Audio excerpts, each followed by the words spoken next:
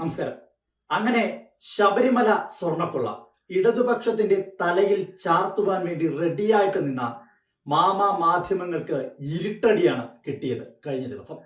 കൃത്യമായി പറഞ്ഞു കഴിഞ്ഞാൽ ശബരിമലയിൽ അയ്യപ്പന്റെ തൊട്ടടുത്തിരുന്ന് അയ്യപ്പനെ സേവിക്കുന്ന തന്ത്രി കണ്ഠര് രാജീവര് തന്നെയാണ് ശബരിമല സ്വർണ്ണക്കൊള്ളയിൽ അല്ലെങ്കിൽ അയ്യപ്പന്റെ സ്വർണം കെട്ടതിൽ പ്രധാനപ്പെട്ട ഒരു പ്രതി എന്നുള്ള ആ സത്യാവസ്ഥ, ആ വാസ്തവം അറസ്റ്റിലൂടെ തന്നെ ഈ പൊതുജനങ്ങൾക്ക് മുന്നിലേക്ക് മനസ്സിലാക്കി കൊടുത്തു.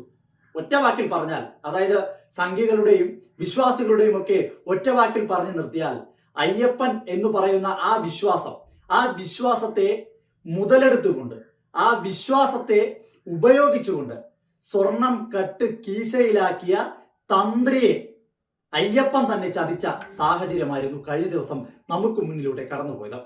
മുൻപേ പല സാഹചര്യങ്ങളിലും പറഞ്ഞിട്ടുള്ളതായിരുന്നു, ശബരിമലയ്ക്കകത്ത് പ്രത്യേകിച്ച് സന്നിധാനത്ത് ഇത്തരത്തിൽ ഒരു വലിയ സ്വർണ്ണക്കൊള്ള നടക്കുന്നുണ്ടെങ്കിൽ അതിന്റെ എല്ലാ ഉത്തരവാദിത്തങ്ങളും, ഒരു പക്ഷേ അതിന് വേണ്ടിയിട്ടുള്ള എല്ലാ സഹായങ്ങളും ചെയ്തത് തന്ത്രിമാർ അറിഞ്ഞുകൊണ്ട് തന്നെ ആയിരിക്കും എന്നുള്ള കൃത്യമായ നിരീക്ഷണം പല സാഹചര്യങ്ങളിലും പുറത്തു വന്നിട്ടുണ്ടായിരുന്നു. പക്ഷേ അന്നൊക്കെ അത്തരം നിരീക്ഷണങ്ങൾ പുറത്തു പറയുന്നവരെ പുച്ഛിക്കുക മാത്രമാണ് നമ്മുടെ നാട്ടിലെ മാധ്യമങ്ങൾ ചെയ്തുകൊണ്ടിരുന്നത്. ഈ മാധ്യമങ്ങളുടെ ലക്ഷ്യവും അത് തന്നെയായിരുന്നു.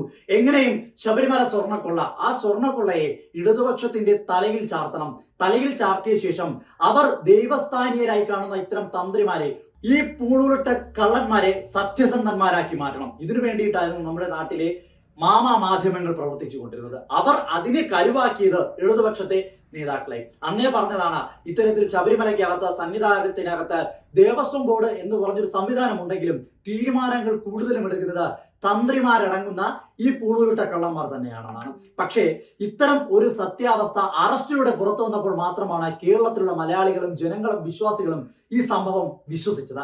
ഇതുവരെയും ആര് പറയുന്നതും നമ്മുടെ കേരളത്തിലുള്ളവർ വിശ്വസിക്കാൻ തയ്യാറായിരുന്നില്ല. കാര്യം അത്രയും വലിയ ക്യാപ്സ്യൂളുകളായിരുന്നു വലതുപക്ഷ മാധ്യമങ്ങൾ, കൃത്യമായി പറഞ്ഞു കഴിഞ്ഞാൽ ഇടതുപക്ഷത്തെ ടാർഗറ്റ് ചെയ്യുന്ന വലതുപക്ഷ മാധ്യമങ്ങൾ ഈ നാട്ടിലുള്ള ജനങ്ങളുടെ മനസ്സിലേക്ക്, വിശ്വാസികളുടെ മനസ്സിലേക്ക് കൊടുത്തുകൊണ്ടിരുന്നത്, ഇൻജക്ട് ചെയ്തുകൊണ്ടിരുന്നത്. എന്തായാലും ശബരിമല എന്ന് പറയുന്ന ഒരു വിശ്വാസത്തെ, എല്ലാം ഒരു വിശ്വാസമാണ്, ദൈവം ഉണ്ടോ ഇല്ലയോ എന്നുള്ള ചോദ്യങ്ങൾ പോലും ഇന്നും പലരും ചോദിക്കുന്ന ഒരു സാഹചര്യത്തിലേക്ക് കാര്യം ദൈവം ഉണ്ടായിരുന്നുവെങ്കിൽ ഇത്തരത്തിൽ ദൈവത്തിന്റെ തൊട്ടടുത്തിരുന്നു കൊണ്ട് ദൈവത്തെ തന്നെ വഞ്ചിക്കുന്ന പരിപാടി കാണിച്ച തന്ത്രിയൊക്കെ എന്നേ പിടിയിലാവേണ്ടതായിരുന്നു. അപ്പോ ഈ വിശ്വാസത്തെ മുതലെടുത്തുകൊണ്ട് ജനങ്ങളുടെ കീശ, ആ കീശയിൽ നിന്ന് വരുന്ന കാശിനെ മുതലെടുത്തുകൊണ്ട് തന്ത്രി പുങ്കവന്മാർ പടുത്തുയർത്തിയ ഇത്രയും വലിയ കൊട്ടാര സമുച്ചയങ്ങളുടെയൊക്കെ കൃത്യമായ കണക്കെടുപ്പുകൾ ഇനി ഉണ്ടാകണം.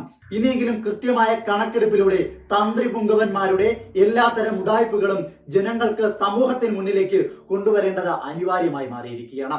എന്തായാലും ശരി, കഴിഞ്ഞ ദിവസം SIT തന്ത്രി കണ്ഠര് രാജീവരെ അറസ്റ്റ് ചെയ്യുമ്പോൾ സത്യത്തിൽ സ്വാമിയെ ശരണമയ്യപ്പ എന്ന് പറഞ്ഞുകൊണ്ടാണ് തന്ത്രി അവരുടെ കൂടെ പോകുന്നത്, മാധ്യമങ്ങളുടെ മുന്നിൽ പ്രതികരിക്കുന്നത്. അതായത് ഇനിയും ഞാൻ മുറുകെ പിടിക്കുകയാണ്, വിശ്വാസികളെ വഞ്ചിക്കുവാൻ, പറ്റിക്കുവാൻ സ്വാമിയെ ശരണമയ്യപ്പ എന്ന് പറഞ്ഞുകൊണ്ട് ഞാൻ വീണ്ടും ജനങ്ങൾക്ക് മുന്നിലേക്ക്, അല്ലെങ്കിൽ ജനങ്ങൾക്കിടയിലേക്ക് ഞാൻ എൻ്റെ വിശ്വാസത്തെ, അല്ലെങ്കിൽ വിശ്വാസികളെ ഞാൻ കയ്യിലെടുക്കാൻ ശ്രമിക്കുന്നു എന്ന തരത്തിലുള്ള പ്രതികരണമായിരുന്നു കഴിഞ്ഞ ദിവസം മാധ്യമങ്ങളുടെ മുന്നിൽ അറസ്റ്റ് ചെയ്ത് കൊണ്ടുപോകുന്ന വഴിയിൽ ഇതേ തന്ത്രി പുങ്കവൻ കാഴ്ചവെച്ചതും.